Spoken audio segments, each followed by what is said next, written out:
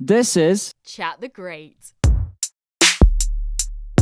We like to go back to the very beginning of this podcast. We like to go back to the very beginning of your journey. So what was it for you, Caffy, would you say that are the sort of first steps that you took into the music industry? What would you say was the defining moment of you kind of starting to work in the music industry?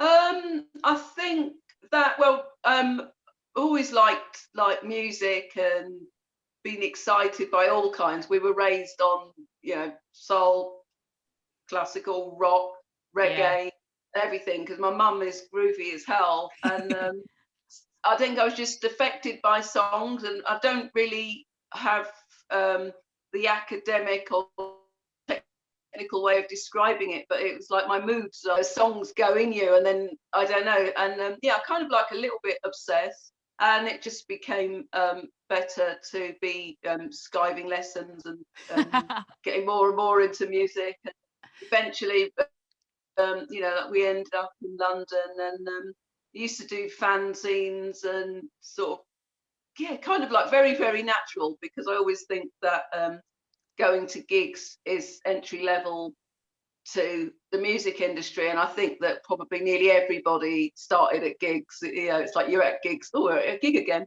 and that is actually pretty standard, because there is no real CV for how you do it. It's just kind of instinct, luck. I think you need a lot of passion and intuition, and you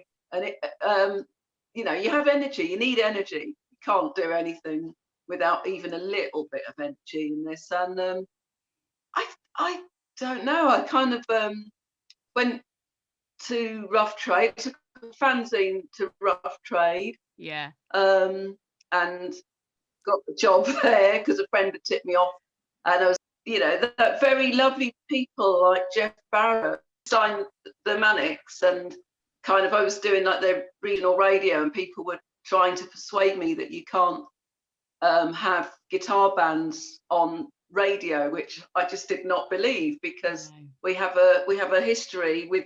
If we could have the Beatles and the Stones at the same time in history, I assure you we can have guitar bands on the radio.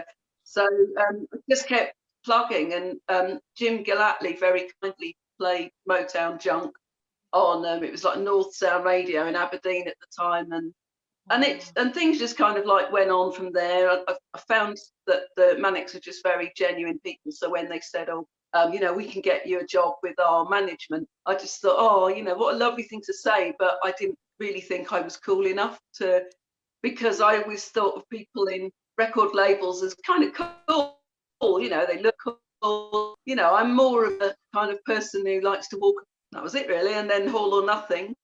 Yes.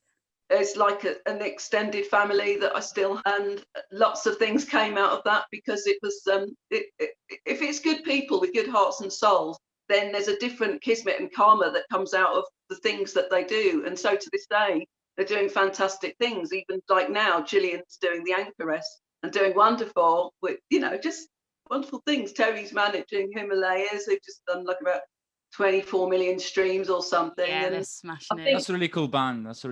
Himalayas. Yeah, I like the Himalayas. I followed them for a long time.